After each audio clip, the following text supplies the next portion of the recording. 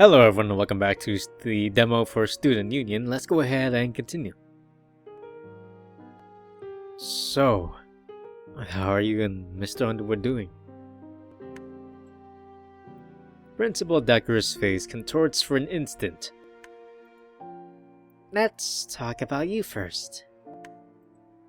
Are you ready to open up to me? She rests on her desk and I sit on her couch. It conforms to me comfortably. Yes, ma'am. Miss Decker pulls the wine bottle out of her desk and pours some into a thick, rounded glass. She drinks. Okay, so why the sneaking around? It's gonna sound crazy. It started right after I fell asleep for way too long earlier this week. I stayed late and heard some weird noises. Weird how?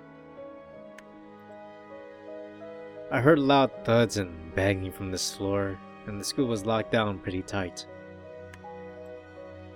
Miss Decker pours wine into a glass matching her own and offers it to me.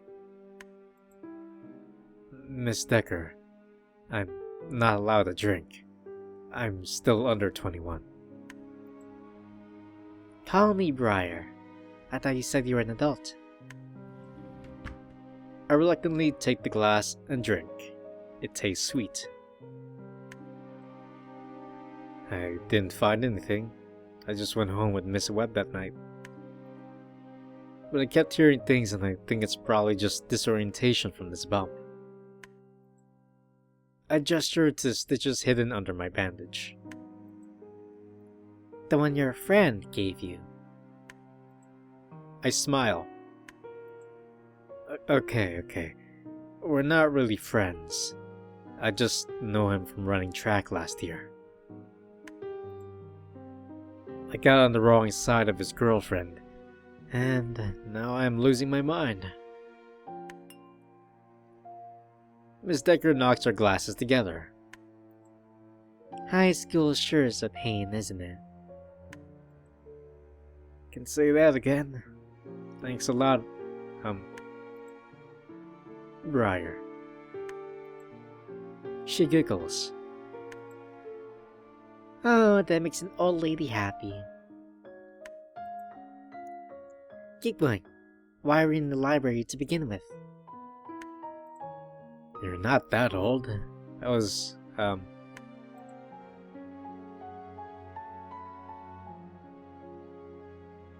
Are you okay? I nod quickly.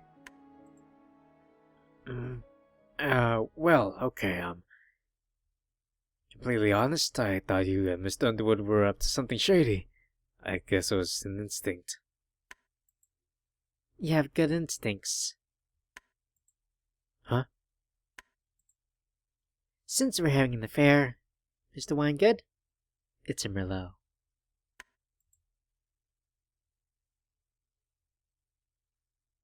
I take another big drink. Oh, yeah, it's good.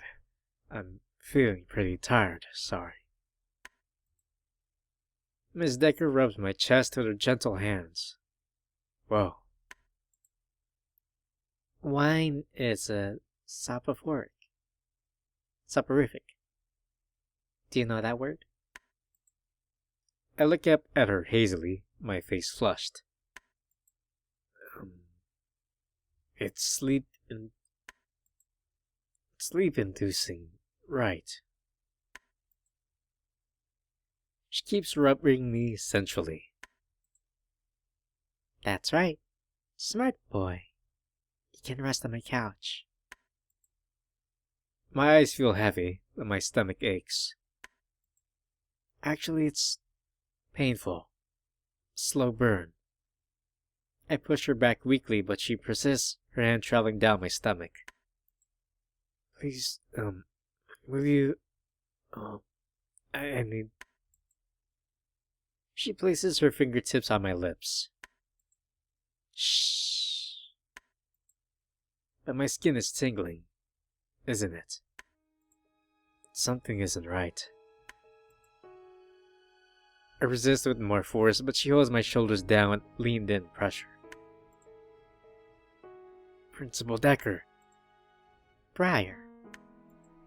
Briar, I need to go to the restroom. Badly. I'm really sorry. I think it's because of the wine and an empty stomach. I skipped lunch. Her expression flattens. Is that so? You should stay. I insist. My guts feel like they're on fire. Shit, it hurts. I push her back hard, my hand sinking into her ample bosom without regard for politeness. I'll be right back. Wait! I jog out the door, empty wine glass still in my hand. Noticing this, I put it on the ground. Then push into the boys' bathroom clumsily. I miss the light switch and run straight in. It hurts. It really hurts. What's going on? I shove my forefingers into my throat and vomit into the sink. An ugly mixture of wine and blood. The smell of copper wafts back at me from the porcelain. It still hurts like fire, and I grip my chest tightly. I'm sweating. As I lay my head against the mirror and breathe slowly, collecting my thoughts, I hear shouting outside the bathroom. It sounds like Miss Decker. I wipe my mouth with my sleeve and exit. My legs are still shaking, and I'm only getting worse with time.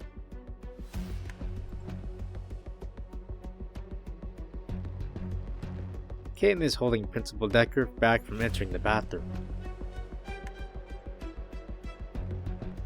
Get out of the way! He's sick and needs help! Kate shows her back by the shoulders.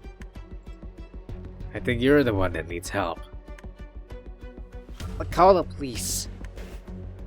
Do it then. Miss Decker sees me.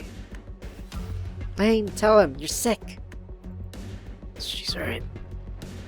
I think I need to call 911. With shaky hands, I pull out my phone, only to fumble it to the ground. No, stop. You just need some rest. Miss Decker scrambles for my phone. What the fuck are you doing, lady? Kane grabs her aggressively, pinning her against the lockers. She resisting his grip tightens. Kane, stop! What the hell? Kane looks back at me quickly. What did you have? Just a glass of wine.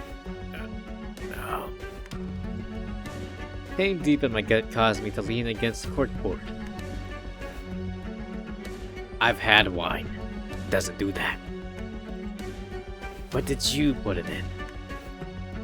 He glares at Miss Decker, whose eyes are welling with tears as she fights against him. You're hurting me. Kane raises his voice and pulls her hair. What the fuck did you do? The little guy was right. I knew you were up to something when you told me to give Lane this damn schedule. Huh? Let go of me or I'm calling the cops. Not going to admit it? Fine. Kane grabs her arm and squeezes. I'll break your fucking hand if you don't admit you spiked that wine. Oh, stop it, please. Fucking say it. I spiked the wine. Why? Kane doesn't relent as tears begin streaming down her face. Is it going to be okay? Am I going to be okay? I don't know. I'm hyperventilating.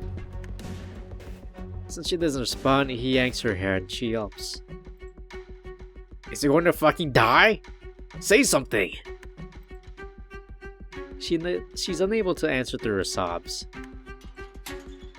Kane looks at his lock and pulls it open. He shoves her fingers inside the gap and slams it closed with no hesitation. A blood-curdling scream, so loud it hurts my ears.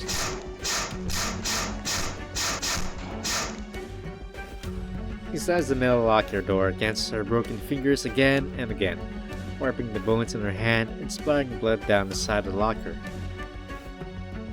With raspy breath, she screams for him to stop. "Tell me something then!" She flails in his grasp as she disfigures her hand in a wild fury. He won't die. He didn't eat. Kane looks back at me. "What didn't you eat?" Before I can respond, Decker lifts a small black rectangle and shoves against Kane's chest. He releases her instantly and goes rigid. A stun gun. Crumbling to the ground, she overtakes him. Ah! Stop! Stop! My voice is drowned out by Kane's shout. Decker continues applying the current directly to Kane's chest above his heart. "That's enough! Stop!" Kane's body convulses weakly on the ground and foam spills from the edge of his mouth. She's not going to stop. She's not listening. I fall forward, tripping over my weak limbs. I can't even stand straight. But I have to do something. I grab that wine glass and run to them. As fast as I can. Falling forward, I break the glass over Miss Decker's head. Glass shards skid along the floor from the force. Instinctively, she drops a stun gun and lifts her torso in a daze. On the ground, King clutches his heart with his hand and gasps. He desperately kicks her away. His foot presses into her thigh and she stumbles sideways to the stairs. The edge of her foot misses the first step of the stairwell. Her broken fingers grip the foot of the railing, but it yields to her touch. She flips over the edge, her legs fling into the air. Head first, she falls between the flights. An impact against the railing echoes, followed by a dull thud. After that, there's no sound. Nothing. Kane and I look at each other in horror. Carefully, I move to the edge and look down.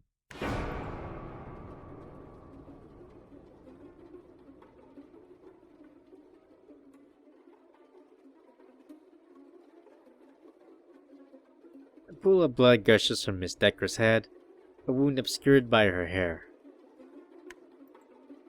I can't register this. I want to ask her if she's okay, but I just stare. She's not moving.